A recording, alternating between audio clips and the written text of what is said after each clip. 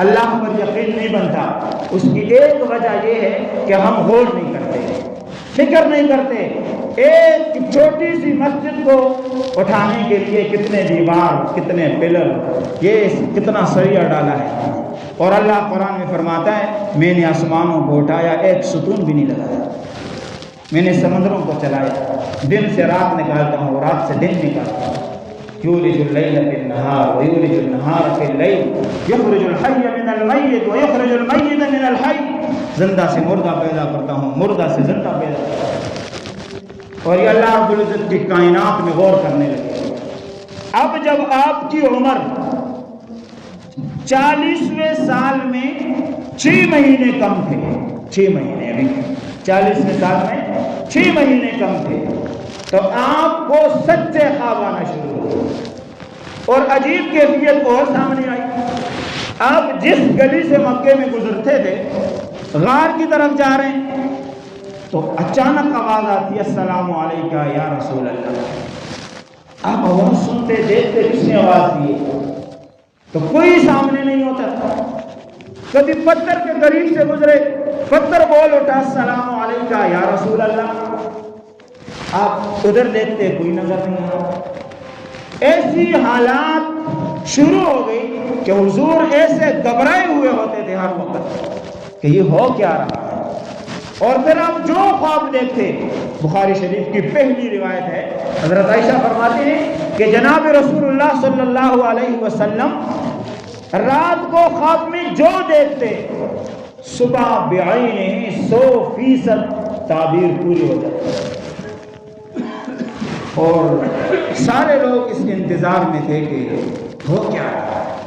اور ظاہر مکہ کے لوگوں نے تو لقب دے دیا تھا نا، یہ صادق بھی ہے اور امین بھی ہے، تو لوگ بھی حضور کو مکے میں دیکھنا چاہتے ہیں اور حضور غار میں۔ تو ایک کیفیات تھی لوگوں کے اوپر۔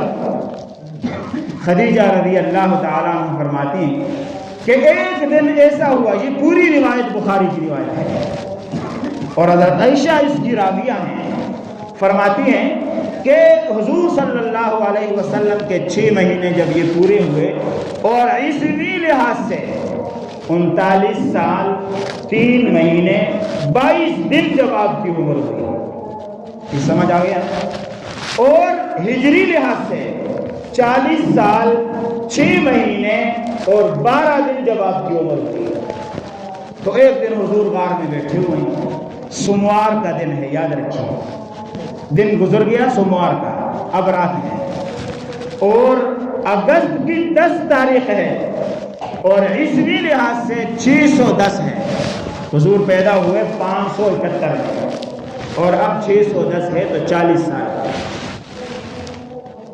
تو حضور صلی اللہ علیہ وسلم عبادت میں مشغول ہیں، اتنے میں ایسے افق پر دیکھا،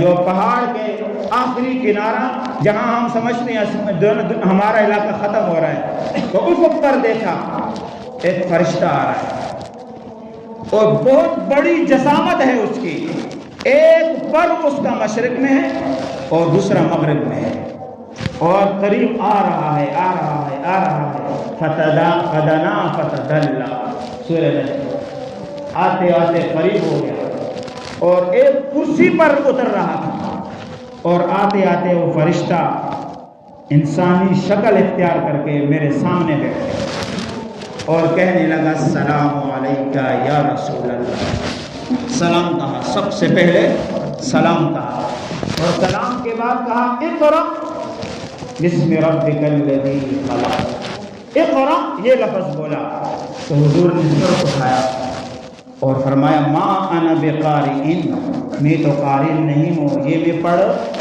کسی مدرسے میں پڑھا ہی نہیں، کسی ماں کی گود میں سیکھا ہی نہیں، میں قاری نہیں ہوں، مجھے پڑھنا نہیں آتا۔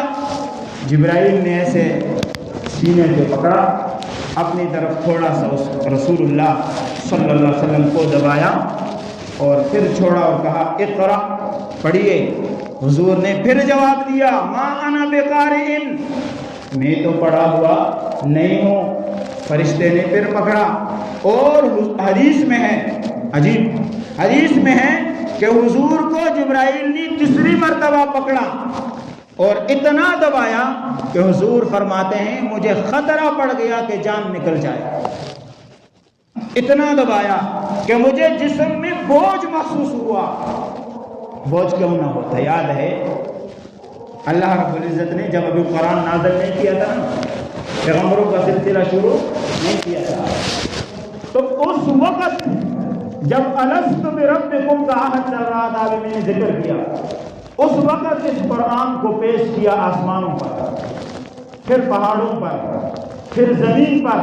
انا عرضنا الامانة على السماوات والارض والجبال، ہم نے قرآن کو پیش کیا آسمانوں پر، پھر ہم نے اس قرآن کو پیش کیا زمینوں پر، پھر ہم نے اس قرآن کو پیش کیا پہاڑوں پر۔ فَأَبَيْنَ أَن يَحْمِلْنَهَا، تینوں نے انکار کر دیا، یا الہی یہ بوجھ ہم نہیں اٹھا سکتے، اس کی مشقت، اس کا انجام ہم برداشت نہیں کر سکتے۔ فَأَبَيْنَ أَن يَحْمِلْنَهَا، اٹھانے سے انکار کر دیا۔ اور دوسری جگہ قرآن کریم کے بارے میں اللہ نے کیا فرمایا؟ لو انزلنا هذا القرآن على جبل، اگر ہم اس قرآن کو کسی پہاڑ پر اتارتے، لرأيته خاشعا متصدعا، آپ دیکھتے وہ قرآن کے بوجھ اور ہیبت کی وجہ سے ریزہ ریزہ ہو جاتا اور قرآن کے بوجھ کو برداشت نہ کرتا۔ یہ قرآن اتر رہا ہے، ادھر حضور کا سینہ گوشت کا بنا ہوا ہے، ٹھیک ہے، ادھر پہاڑ ہے، آسمان ہے، زمین ہے، اور حضور پر یہ قرآن جبرائیل نے کہا اقرا، تو آپ نے کہا میں پڑھا ہوا نہیں ہوں۔ تیسری مرتبہ آپ نے اس کو دبایا، جناب رسول اللہ صلی اللہ علیہ وسلم نے اتنا بوجھ محسوس کیا کہ خطرہ ہوا کہ جان نکل جائے۔ اور تیسری مرتبہ جب جبرائیل نے دبایا تو اگلی آیات ساتھ پڑھی، پہلے صرف ایک آیت کا ایک ٹکڑا پڑھا تھا اقرا، اور حضور نے جواب میں کہا تھا میں پڑھ نہیں سکتا۔ آپ نے پھر تیسری مرتبہ دبایا اور فرمایا اقرأ بسم ربک الذی خلق خلق الانسان من علق اقرأ وربک الاکرم الذی علم بالقلم علم الانسان ما لم یعلم۔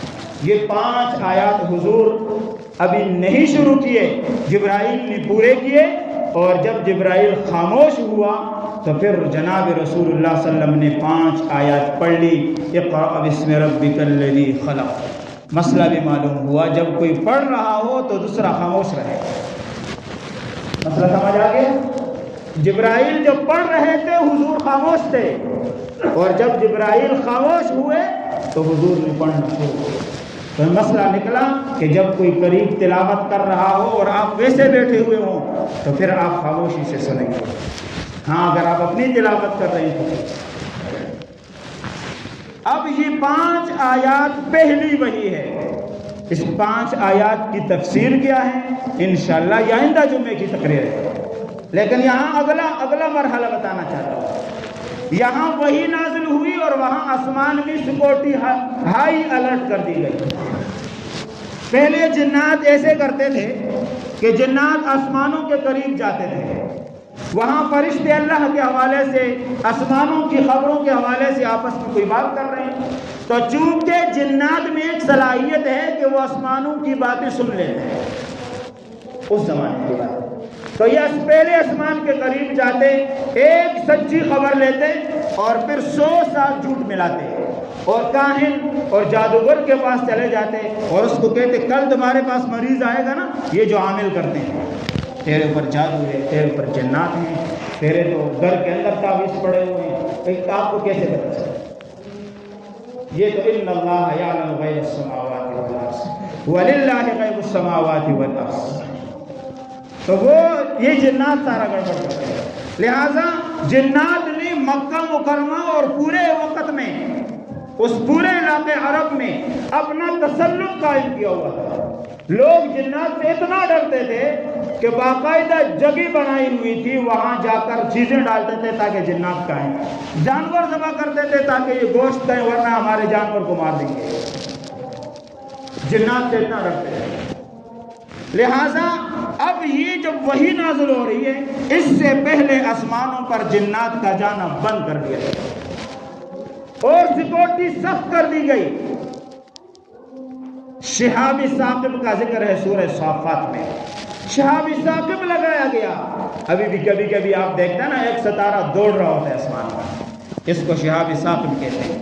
یہ لگائے گئے جنات کے پیچھے، اور جنات کو لگتے یا تو مر جاتے یا زخمی ہوتے، لہذا اس کاروائی کے بعد شیاطین اور جنات حیران اور پریشان ہو کر نصیبین کے مقام ترکی میں جمع ہو گئے اور ایک اجلاس بلایا، گول میز کانفرنس، عالمی اجلاس بلایا، اور عالمی اجلاس میں ایجنڈا یہ رکھا کہ بھئی یہ ہمارے اوپر سختی کیوں کر دی گئی ہے، اور یہ ہم کیوں اب آسانی کے ساتھ آسمانوں کی طرف نہیں جا سکتے؟ جاؤ خبر کی تحقیق کرو، کوئی زمانے میں نیا کام ہو چکا ہے۔ 9 جنات عرب کی طرف آئے اور بطن نخلا میں حضور سے ملاقات ہوئی، پھر بعد کے زمانے میں، اور اس کے بعد ان کو پتہ چلا کہ اب قرآن اترا ہے، اس لیے اوپر جانے پہ پابندی لگ چکی۔ جناب رسول اللہ صلی اللہ علیہ وسلم پر 5 آیات اتری اور آپ دہکتے ہوئے جسم کے ساتھ، لرزتے کانپتے دل کے ساتھ، بہاتی اشکوں کے ساتھ گھر تشریف لائے، اور آپ کا جسم گرم ہے۔ آپ نے حضرت خدیجہ سے فرمایا، زملونی زملونی زملونی، مجھ پر کمبل ڈال دو، مجھ پر کمبل ڈال دو۔ سردی لگتی ہے نا کب کب آئے، پھر لوگ گھر میں کہتے ہیں کمبل ڈالو سردی لگ رہی ہے، تو خدیجہ سے کہنے لگے مجھ پر کمبل ڈالو، مجھے سردی لگ چکی ہے۔ خدیجہ رضی اللہ تعالیٰ عنہ نے کمبل ڈالا، یا ایھا المزمل یا ایھا المدثر، بعد میں اترا، پھر سمجھ آ رہی ہے نا؟ لہٰذا آپ نے کمبل ڈالا، پھر پوچھا خیریت تو ہے؟ آپ اتنے زیادہ کپکپا رہے ہیں، خوف طاری ہے، کیا وجہ ہے؟ تو حضور نے فرمایا کمبل ڈالو، مجھے ایسے لگ رہا ہے، الفاظ حدیث کے ہیں، بخاری شریف کے حدیث کے الفاظ، مجھے ایسے لگ رہا ہے جیسے میری جان جا رہی ہو، مجھے ایسے لگ رہا ہے جیسے دنیا سے جا رہا ہوں۔ تو خدیجہ رضی اللہ تعالیٰ عنہ نے اس موقع پر کیا فرمایا؟ یہ 40 سالہ حضور کی زندگی کا خلاصہ ہے۔ اب میں بتانے لگا ہوں، چونکہ آپ دیر سے آتے ہیں تو کیا کریں پھر؟ لہذا حضور صلی اللہ علیہ وسلم نے اس موقع پر اپنی زوجہ مطہرہ کی زبان سے جو سنا تھا، پھر مدینہ میں بھی زوجہ کو یاد کیا۔ ایسی بیوی ہونی چاہیے جو حوصلہ دے، جو دین کے کاموں میں پسی پشت چلے، جو دین کے کاموں میں مددگار ہو، جو پوری زندگی کی تصویر چند لفظوں میں کھینچے۔ یہ نہ ہو کہ ہر عورت کے ساتھ ملاقات ہو تو اپنے شوہر کی برائی بیان کرے، نہیں، حضور صلی اللہ علیہ وسلم کو کہنے لگی واللہ، کلا، کلا کا لفظ بولی، کلا واللہ ما یخزیک ابدا۔ پیارے پیغمبر اور شوہر بھی ہیں، آپ کو اللہ کبھی بھی ضائع نہیں کرے گا۔ یخزی کا لفظ کا ترجمہ اردو میں رسوا سے آتا ہے نا، تو لفظ ذرا اچھا نہیں لگتا مجھے، اس لیے ترجمہ میں نے یہ کیا کہ اللہ کی قسم، حضرت خدیجہ نے قسم اٹھائی اور قسم کے بعد فرمایا اللہ کبھی آپ کو ضائع نہیں کرے گا۔ اور پھر آپ نے 5 صفات گنے۔ میں نوجوانوں سے مخاطب ہوں خاص طور پر، آپ سوچیں آپ میں یہ 5 صفات نہیں کریں گے، آپ کی کسی کی زندگی 40 ہے، کسی کی 60 ہے، کوئی موت کے قریب ہے، سبھی قریب ہیں، پتہ نہیں چلتا۔ آپ سب سوچیں کہ آپ میں یہ 5 باتیں ہیں، اگر نہیں ہیں تو یہ 5 باتیں پیدا کریں۔ حضرت خدیجہ نے فرمایا کلا واللہ ما یخزیک ابدا یخزیک اللہ ابدا، اللہ ہرگز آپ کو ضائع نہیں کرے گا۔ آپ میں 5 باتیں ہیں۔ نمبر 1، انکا لتصل الرحم، آپ رشتے جوڑنے والے ہیں، ہم نے 40 سال میں دیکھا، آپ رشتے جوڑنے والے ہیں۔ نمبر 2، وتکسب المعروم، نادار کی مدد کرنے والے ہیں۔ اور نمبر 3، وتحمل الکل، بوجھ والے کا بوجھ اٹھاتے ہیں۔ اور نمبر 4، وتقر الضیف، آپ مہمان نوازی کرتے ہیں۔ اور نمبر 5، وتعین علی نوائب الحق، حق کے راستے میں یا آفاقی اور اچانک مصیبتیں آ جائیں، اس میں لوگوں کی مدد کرنے والے ہیں۔ آپ کو ہم نے دیکھا ہے کہ 40 سالہ زندگی حضور کی نبوت سے پہلے ان 5 کاموں میں گزری۔